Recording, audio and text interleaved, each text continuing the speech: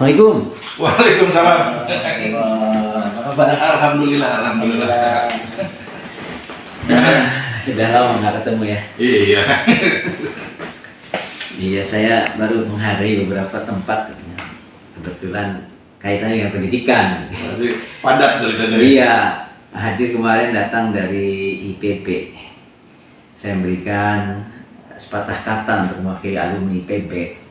Bicara tentang pendidikan di SMA. Pendidikan. Saksi. Oh gitu. Oh gitu, saya bilang. Ya. Ini emang saya sedang ingin ya sebutlah sosialisasikan permasalahan pendidikan di Indramayu ini. Ada hal yang sangat perlu harus kita segera benahi atau perhatikan, baik dari sisi mikro maupun makro. Jadi kerisauan ini membuat saya jadi turun ingin keliling. Kebetulan nih Kang, kebetulan Iya. sekali saya kesini tuh justru mau nanya tentang itu. Oh gitu ya. Tentang pendidikan, karena kan saya tahu persis. Iya. Apa sih Kang Bahtiar, Pak Bahtiar aja ya. Ah. Pak Bahtiar ini kan saya tahu persis malah melintang di dunia pendidikan ini kan Iya, udah iya. bertahun-tahun kan. Iya. Jadi sangat pas kayaknya sih.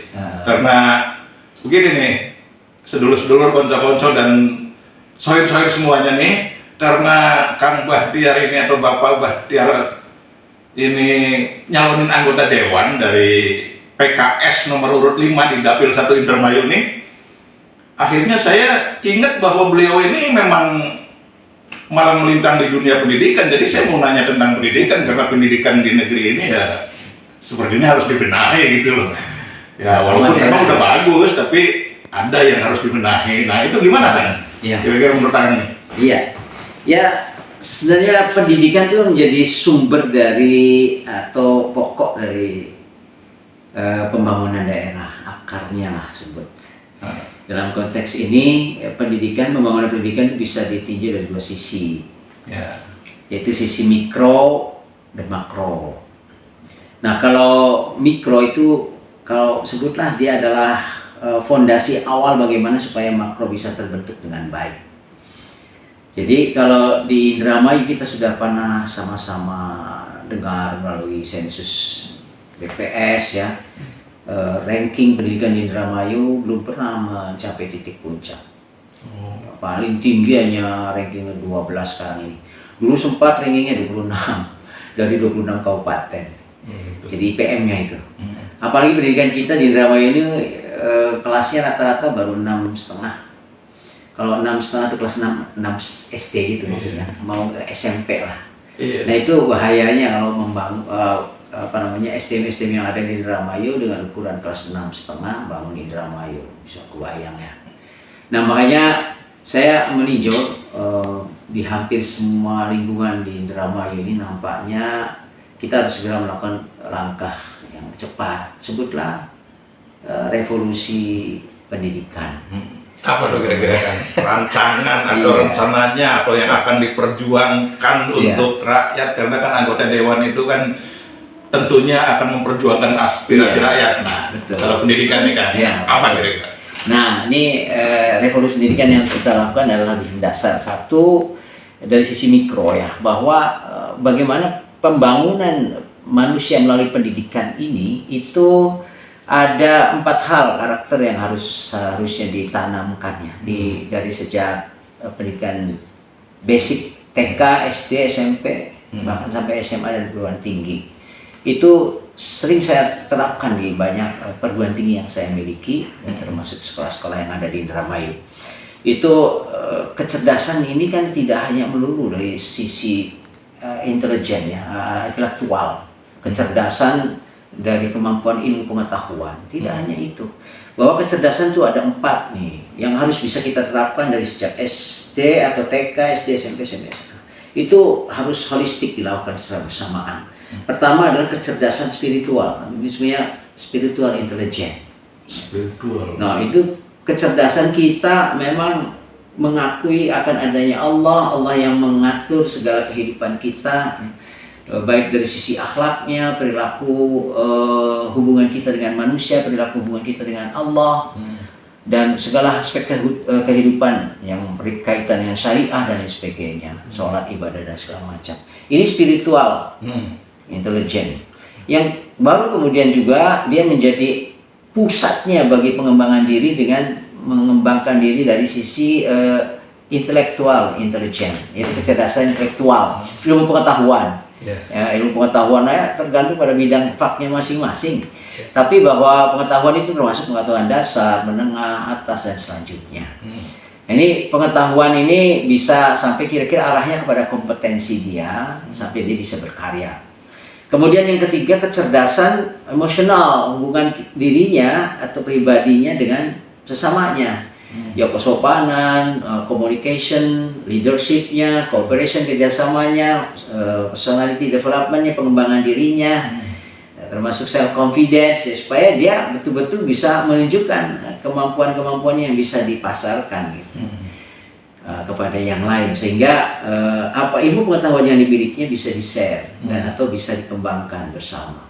Dan yang keempat, physical intelligence. Kita masih melihat banyak orang yang katanya berpengetahuan tapi dia menganggap bahwa dia hebat kalau berpakaian yang aneh-aneh, celananya sobek, ada di pinggir lampu merah, hebat katanya. Itu karena memang masalahnya kecerdasan fisikalnya diakibatkan dari rendahnya kecerdasan spiritual, kecerdasan emosional, dan kecerdasan intelektual. Inilah yang harus coba kita kembangkan. Di situ nanti ada beberapa kurikulum yang bisa menyentuh ke titik itu. Ya. Jadi kalau kita masuk kelas, tidak hanya mengajarkan materi-materi yang instan untuk kepentingan pengetahuan, tapi coba misalnya 10 menit pertama bicara spiritual, 5 menit kedua berikutnya bicara tentang emosional, ya, terus sampai kemudian bisa terintegrasi dalam proses pembelajaran secara menyeluruh. Ini harus ditanam dari sejak TK, SD, SMP, SMA. Itu nanti akan membekas, bahkan akan ada perubahan dari SD sampai ke SMP. Pertumbuhan dari SD ke SMP itu luar biasa. Seseorang atau seorang anak itu bisa menemukan citra dirinya kadang-kadang di situ.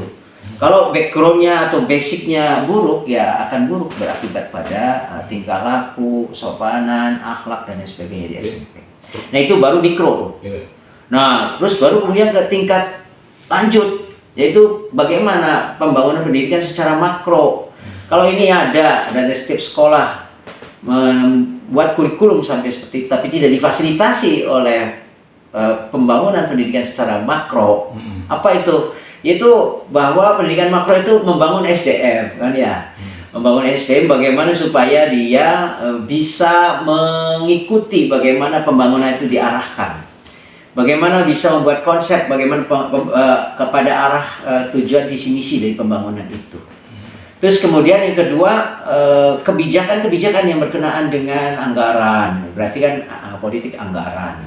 Itu berkaitan dengan sarana prasarana, ya, yang nanti harus bisa memfasilitasi proses pembelajaran pendidikan yang tadi saya sebutkan sebagai bagian dari pendidikan, yaitu mikro, kebijakan mikro. Yang ketiga, tadi secara makro yaitu masalah sistem, ya, masalah sistem dan kebijakan.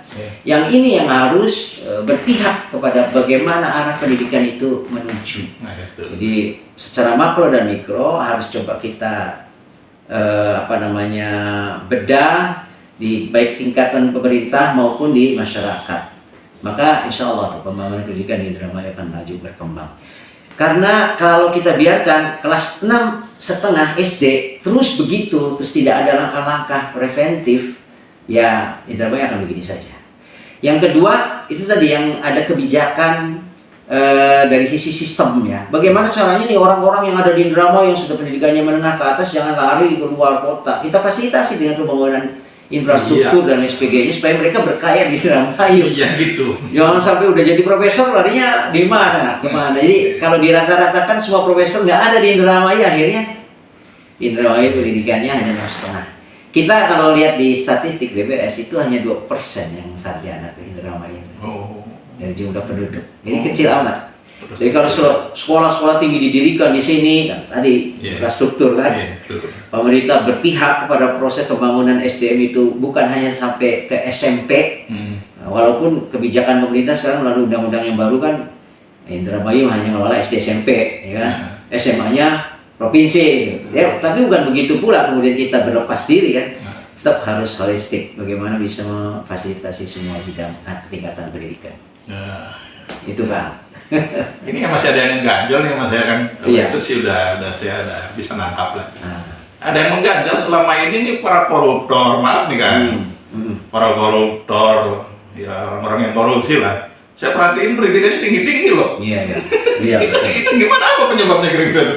Maaf, agak melenceng nih, maaf nih. Gak apa-apa, itu penting loh. Sebenarnya itulah yang nanti menjadi lancarnya pembangunan.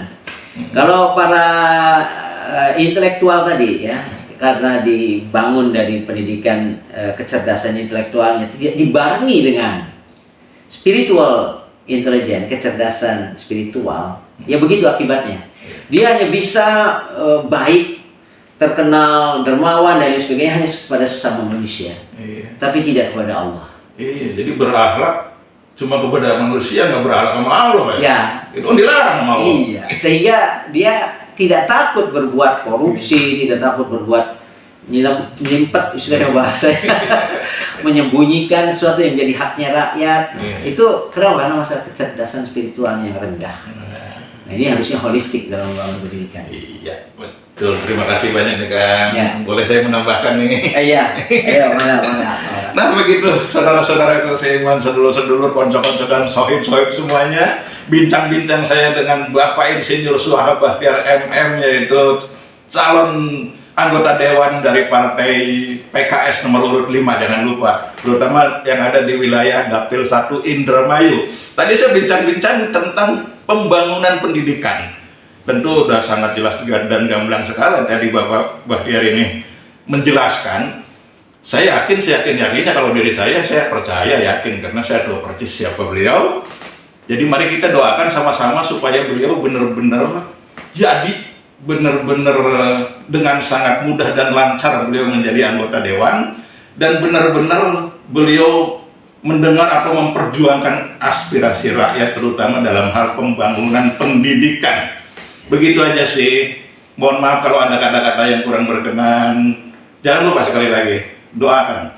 Amin. Doakan beliau supaya dilancarkan dan dimudahkan menjadi anggota dewan. Amin. Amin ya rabbal alamin. Mohon maaf kalau ada kata-kata yang kurang berkenan. Assalamualaikum warahmatullahi wabarakatuh. Waalaikumsalam warahmatullahi wabarakatuh. Terima kasih.